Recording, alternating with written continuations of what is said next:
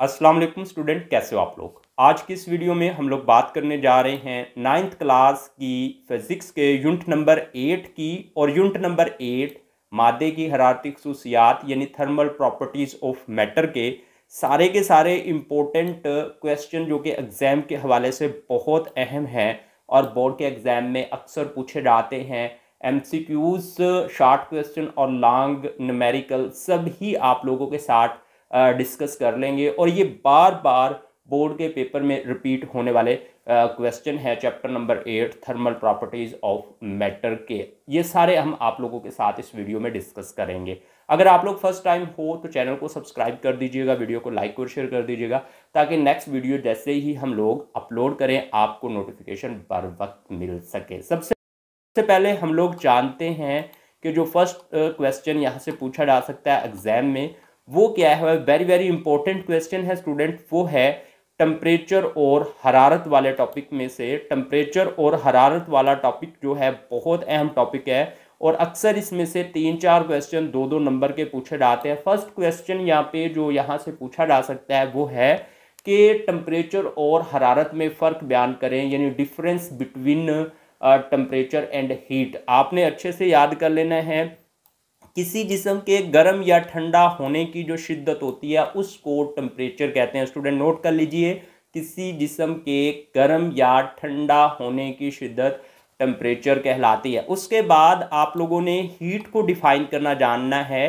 कि हरारत किसे कहते हैं। तो आप लोग नोट कर लें स्टूडेंट कि एनर्जी की किस्म है। हीट जो है यानी हरारत जो है एनर्जी की किस्म है जो गर्म जिस्म से ठंडे जिस्म की तरफ मुंतकिल होती है, यानी गर्म जिस्म से ठंडे जिस्म की तरफ मुंतकिल होती है, हरारत कहलाती है। उसके बाद नेक्स्ट जो क्वेश्चन यहाँ से पूछा जा सकता है, वेरी वेरी इंपॉर्टेंट क्वेश्चन है, वो है थर्मल इक्विलिब्रियम से क्या मुराद है। थर्मल इक्विलिब्रियम को आप लोग किस तरह से डिफाइन करोगे। आप लोग डिफाइन करोगे कि हरारत गर्म जिस्म से ठंडे जिस्म की तरफ बहती है और जब तक बहती है, देखें उस वक्त तक बहती है जब तक दोनों अजसाम का टेम्परेचर एक नहीं हो जाता, और जब दोनों अजसाम का टेम्परेचर एक हो जाएगा तो थर्मल इक्विलिब्रियम कायम हो जाएगा। यानी एक जिस्म यहाँ पे गर्म है दूसरा ठंडा है, दोनों को नज़दीक नज़दीक लेकर आए हो तो गर्म जिस्म से हरारत खारिज होकर ठंडे में मुंतकिल हो रही है, और जब तक दोनों अजसाम के टेम्परेचर में फ़र्क कायम रहेगा तो ये काम होता रहेगा, यानी हरारत गर्म जिस्म से निकलकर ठंडे में जज़ब होती रहेगी। और जब दोनों का टेम्परेचर यकसा हो जाएगा तो हरारत के ट्रांसफ़र का अमल जो है ना वो रुक जाएगा। और इसको क्या बोलेंगे, रुकेगा नहीं, ये नहीं बोलेंगे रुकेगा नहीं, यानी जितनी हरारत यहाँ से निकल के दूसरे जिस्म में जा रही है उतनी ही वो जिस्म वहाँ से हरारत निकाल के दूसरे में दाखिल कर रहा होगा और इस तरह से थर्मल इक्विलिब्रियम कायम हो जाएगा। वेरी वेरी इंपॉर्टेंट क्वेश्चन है, आप लोग इसको अच्छे से तैयार कीजिएगा। उसके बाद जो हरारत की डेफिनेशन है, तारीफ है, आप लोग ये भी लिख सकते हो कि हरारत एनर्जी की एक किस्म है जो बाहमी तौर पर मुत्सिल अजसाम में, यानी जो बाहमी तौर पर मुत्सिल अजसाम है, ये जिन अजसाम के दरमियान जो है थर्मल कॉन्टैक्ट है उनमें टेम्परेचर के फ़र्क की वजह से मुंतकिल होती है। तो देखें जो गर्म जिस्म से ठंडे जिस्म की तरफ मुंतकली है हरारत की, वो टेम्परेचर के फ़र्क की वजह से होती है। स्टूडेंट नोट कर लीजिए, टेम्परेचर के फ़र्क की वजह से। नेक्स्ट क्वेश्चन यहाँ से पूछा जा सकता है, वेरी वेरी इंपॉर्टेंट क्वेश्चन, बहुत अहम क्वेश्चन है ये है इंटरनल एनर्जी से क्या मुराद है। इंटरनल एनर्जी की डेफिनेशन आप लोगों को आनी चाहिए। किसी जिस्म में एटम या मालिक्यूल्स की, यानी आपने पढ़ा है कोई भी जिस्म है, जितने भी अजसाम हैं यूनिवर्स के, वो एटम और मालिक्यूल से बने हैं। एटम और मालिक्यूल्स की काइनेटिक और पोटेंशियल एनर्जी का जो मजमुआ होता है उसको बोलते हैं इंटरनल एनर्जी। अब किसी जिस्म की इंटरनल एनर्जी जो है वो डिपेंड करती है, यानी इन्हसार करती है, किन अवामल पर इन्हसार करती है किसी भी जिस्म की इंटरनल एनर्जी। तो आपने अच्छे से याद रखना है कि उस जिस्म के मालिक्यूल की काइनेटिक एनर्जी पर और पोटेंशियल एनर्जी पर, यानी बहुत से फैक्टर हैं और ये दो फैक्टर बहुत अहम हैं जिन पर इंटरनल एनर्जी डिपेंड करती है। नंबर 1 काइनेटिक एनर्जी मालिक्यूल की, नंबर 2 पोटेंशियल एनर्जी। अब ये जो काइनेटिक एनर्जी है मालिक्यूल्स की, इसका इन्हसार टेम्परेचर पर होता है। स्टूडेंट नोट कर लीजिए कि जिस्म की जो काइनेटिक एनर्जी है उसका, यानी जिस्म के अंदर जो मॉलिक्यूल्स हैं उनकी काइनेटिक एनर्जी का इन्हिसार टेम्परेचर पर होता है। और मॉलिक्यूल्स, किसी जिस्म में मॉलिक्यूल्स या एटम्स के पास जो पोटेंशियल एनर्जी होती है वो डिपेंड करती है उन मॉलिक्यूल्स के दरमियान जो कशिश की फोर्सेस होती हैं उन पर। आप लोग ये अच्छे से क्वेश्चन तैयार कर लीजिएगा कि इंटरनल एनर्जी से क्या मुराद है, इंटरनल एनर्जी किन अवामल पर इन्हसार करती है। कर लेते हैं नेक्स्ट टॉपिक की, और नेक्स्ट टॉपिक है थर्मोमीटर। थर्मोमीटर वाले टॉपिक में से भी अक्सर पेपर में क्वेश्चन पूछा जाता है कि थर्मोमीटर क्या है। अब ये थर्मोमीटर जो होता है स्टूडेंट, ये नोट कर लें कि टेम्परेचर को मापने का आला है। टेम्परेचर को मापने का आला है, जिस तरह से आप लोगों ने नोट किया होगा, आप डॉक्टर के पास जाते हो तो डॉक्टर के पास थर्मोमीटर मौजूद होता है जिससे आपकी बॉडी का टेम्परेचर मापता है, यानी जिससे आपकी बॉडी का टेम्परेचर मापा जाता है। अब किसी भी जिस्म का अगर हम लोगों ने टेम्परेचर मापना है कि वो मकदार में कितना है, तो उसके लिए हम लोग थर्मामीटर तो इस्तेमाल करने वाले ही हैं। उसके बाद ये थर्मोमीटर को बनाने के लिए जो मटेरियल इस्तेमाल होता है, यानी बनाने के लिए जो मटेरियल इस्तेमाल होता है उसकी वजाहत करें। तो ये आपने इस मटेरियल की वजाहत यहाँ से जाननी है कि हम लोग जो भी थर्मोमीटर बनाने के लिए मटेरियल इस्तेमाल करेंगे उसको क्या होना चाहिए कि गर्म करने पर फैलना चाहिए, यानी इसमें यह खासियत होनी चाहिए या उसके रंग में तब्दीली आनी चाहिए। जैसे ही वो गर्म जिस्म को छुएगा और ठंडे को छुएगा तो उसमें क्या होना चाहिए, कुछ बदलाव आना चाहिए। तो उन मटेरियल्स को हम लोग थर्मामीटर के लिए इस्तेमाल कर सकते हैं। तो आप लोग यहाँ से थर्मोमीटर को बनाने के लिए जो मटेरियल इस्तेमाल होते हैं उनके बारे में भी आप लोगों ने जानना है। पेपर में 4 नंबर का क्वेश्चन ऐसे ही पूछा जाएगा कि थर्मोमीटर से क्या मुराद है, थर्मोमीटर के लिए इस्तेमाल होने वाले मटेरियल्स की वजाहत करें। तो ये खसूसियात आपने मटेरियल की जान लेनी है जिनको इस्तेमाल करके थर्मामीटर बनाया जाता है। उनमें ये खासियत होनी चाहिए कि वो नज़र आना चाहिए, यकसा हरारती फैलाव होना चाहिए, इनका फ्रीजिंग पॉइंट कम होना चाहिए, बॉइलिंग पॉइंट ज़्यादा होना चाहिए, ग्लास को गीला ना करे, हरारत के अच्छे कंडक्टर और कम इनकी हरारत मखसूसा हो। तो ये आप लोग पॉइंट अच्छे से याद कर लोगे। ये 4 नंबर का क्वेश्चन अक्सर पेपर में पूछा जाता है बोर्ड के एग्जाम में। उसके बाद ग्लास में माया वाला थर्मोमीटर, ये आर्टिकल आप लोगों ने रीड कर लेना है, एक बार इसको रीड कर लेना स्टूडेंट आप लोगों ने। ये क्वेश्चन बहुत बहुत अहम है कि अपर और लोअर फिक्स पॉइंट में फ़र्क, यानी 2 पॉइंट्स हैं, एक है अपर फिक्स पॉइंट और दूसरा है लोअर फिक्स पॉइंट। आप लोगों ने सबसे पहले लोअर फिक्स पॉइंट के बारे में जानना है कि ये लोअर फिक्स पॉइंट जो है मरकरी वाले थर्मोमीटर में, मरकरी की उस पोजीशन को ज़ाहिर करता है जिस पर बर्फ़ पिघलती है। यानी नोट कर लें कि लोअर फिक्स पॉइंट मरकरी वाले थर्मोमीटर में वो टेम्परेचर होगा जिस पर बर्फ़ पिघलती है। उसके बाद नेक्स्ट जो है अपर फिक्स पॉइंट जो है, ये मरकरी वाले थर्मोमीटर में मरकरी की उस पोजीशन को ज़ाहिर करता है जिस पर पानी खोलता है। आई होप आप लोग इसको अच्छे से देख लोगे कि difference between upper fix point और लोअर फिक्स पॉइंट। उसके बाद टेम्परेचर स्केल। अब ये टेम्परेचर स्केल वाला क्वेश्चन बहुत अहम है।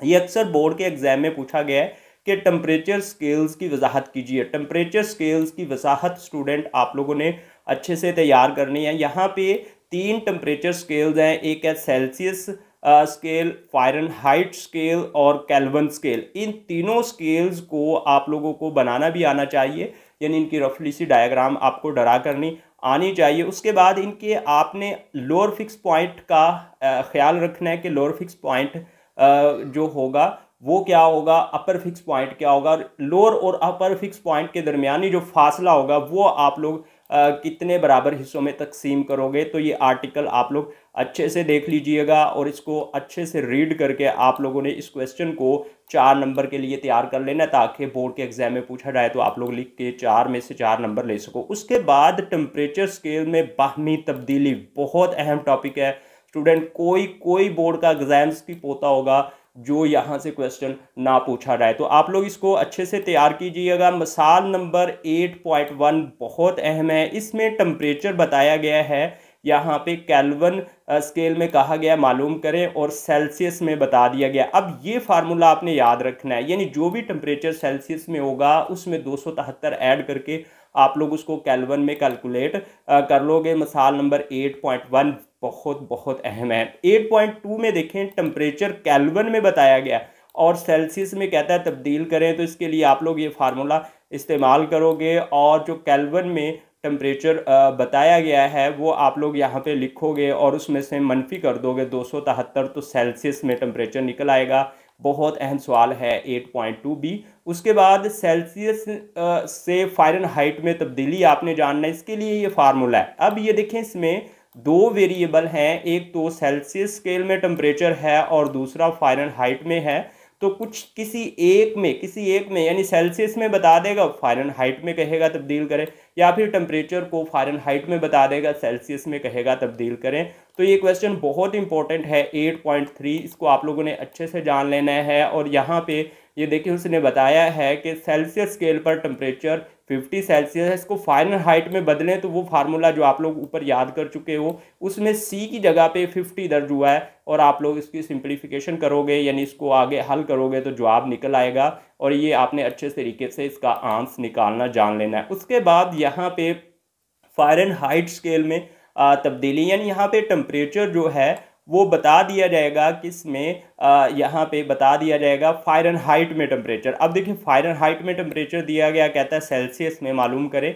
तो आप लोग ये 4 मसाले हैं। अब इन चारों मसालों को अगर आप लोग अच्छे से कर लेते हो तो इंशाल्लाह एग्जाम में एक ज़रूर आपको पूछी जाएगी। उसके बाद मकसूद हरारती गुंजाइश से क्या मुराद है, इसकी जस्ट आप लोग डेफिनेशन ही तैयार कर लीजिएगा और IS यूनिट तैयार कर लीजिएगा। तारीफ़ यहाँ पे लिखी हुई है कि हरारत मखसूसा से क्या मुराद है, वेरी वेरी इंपॉर्टेंट क्वेश्चन और बहुत बार एग्जाम में पूछा गया है। हरारत मखसूसा का IS यूनिट आप लोग याद रख लोगे, जूल फी केजी फी केल्विन होता है। उसके बाद नेक्स्ट जो है यहाँ पे बहुत अहम सवाल है, 4 नंबर का पेपर में भी आता है, ये पानी की बड़ी हरारत मखसूसा की अहमियत क्या है। अब देखिए पहले वो कंपैरिजन कर रहा है इस 2 लाइनों में कि जो पानी की हरारत मखसूसा होती है वो 4200 जूल है, और यहाँ पे जो खुश्क मिट्टी की हरारत मखसूसा है वो 800 जूल फी केजी फी केल्विन होती है। अब पानी की इतनी ज़्यादा है, इसकी अहमियत जो है, ज़्यादा होने की अहमियत यहाँ पे इस पैराग्राफ में आप लोग देख भी लो। यहाँ पे ऑटोमोबाइल गाड़ियाँ आपने जितनी भी देखी होंगी उनके अंदर जो होता है, देखें पानी भी डाला जाता है। वो पानी क्यों डाला जाता है, क्योंकि इसकी हरारत मखसूसा यानी हरारत को अपने अंदर स्टोर करने की गुंजाइश जो है ज़्यादा होती है, जिसकी वजह से क्या होता है, इंजन के अंदर जो एक्स्ट्रा हीट होती है ये इसको ऑब्जर्व करके जो है ना बाहर निकालता है। आपने देखा होगा ट्यूबवेल के अंदर जो इंजन चल रहा होता है, एक साइड से ठंडा पानी मिल रहा होता है तो दूसरी तरफ से वो गर्म पानी निकल रहा होता है। ये आप लोग अच्छे तरीके से देख लोगे। उसके बाद है हरारती गुंजाइश की, जस्ट आप लोग डेफिनेशन ही तैयार कर लीजिएगा।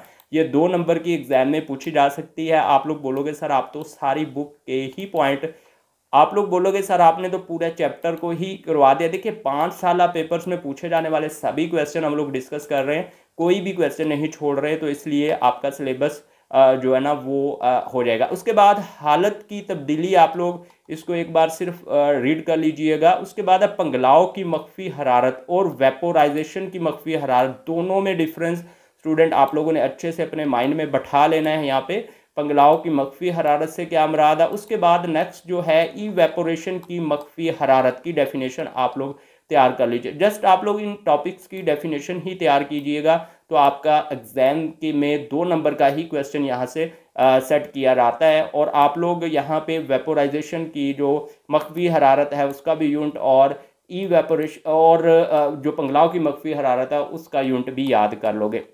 नेक्स्ट जो आप लोगों ने यहाँ से टॉपिक तैयार करना है स्टूडेंट, बहुत अहम सवाल है, इवेपोरेशन से क्या मुराद है। इवेपोरेशन से क्या मुराद है, आप लोग इसकी तारीफ तैयार कर लोगे। उसके बाद इवेपोरेशन पर असर अंदाज होने वाले अवामल पर नोट लिखें। तो यहाँ पे अवामल आप लोग देख लो कौन कौन से हैं।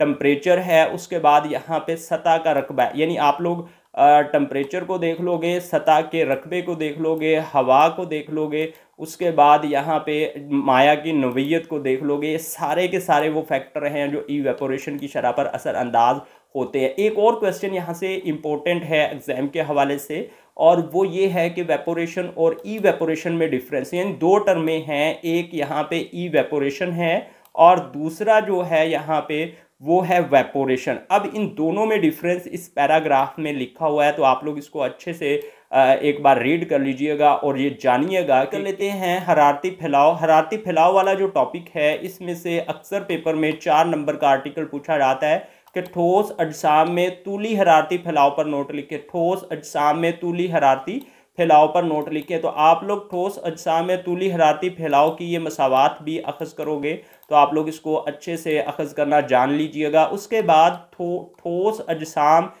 में जो है वॉल्यूम में हरारती फैलाव पर नोट लिखें। तो ये वॉल्यूम में हरारती फैलाव वाला जो आर्टिकल है वेरी वेरी इंपॉर्टेंट, 4 नंबर का अक्सर पूछा जाता है, तो इस आर्टिकल को अखज़ करना भी आप लोगों को आना चाहिए। उसके बाद ये पॉइंट जो है ये MCQs में कई बार पूछा जाता है, तो इसको भी आप लोग अच्छे से अपने माइंड में ज़हन नशीन कर लीजिएगा। नेक्स्ट जो इम्पोर्टेंट टॉपिक है यहाँ से वो है हरारती फैलाव के असरात। हरारती फैलाव के असरात आप लोगों ने कोई 2 याद रख लेने हैं कि जो हरारती फैलाव होता है उसका इतलाक आपने ज़रूर याद करना है। कोई 2 आप लोगों को हरारती फैलाव के इस्तेमाल आने चाहिए। आप लोग इस पैराग्राफ को पढ़ के देख लीजिएगा। 2 दाती पत्रियों का इस्तेमाल जानिएगा, आयरन में इस्तेमाल होता है ये, और ये कैसे वर्क करता है ये भी आप लोग इस देख लोगे। 2 नंबर का अक्सर एग्जाम में पूछे जाने वाला क्वेश्चन है। अब ये पूरा चैप्टर हम लोगों ने आप लोगों के साथ जो है ना क्विकली रिव्यू करवा दिया है। इंपॉर्टेंट जो क्वेश्चन थे वो आप लोगों को अच्छे से समझा दिए हैं। आप लोग इन सारे क्वेश्चंस को तैयार कर लीजिएगा। इंशाल्लाह आप लोग देखोगे